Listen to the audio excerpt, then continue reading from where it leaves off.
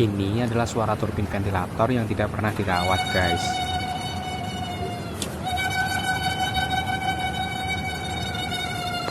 Turbin ventilator ini berfungsi untuk menghisap udara panas, asap, dan debu, serta menjaga kelembapan di dalam ruangan.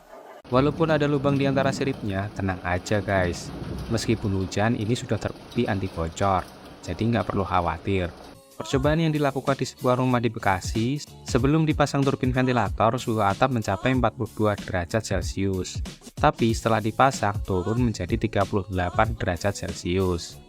Jadi dengan turbin ventilator ini, udara di dalam ruangan bisa lebih bersih dan sejuk. Bagus untuk kesehatan dan kenyamanan kita sehari-hari guys.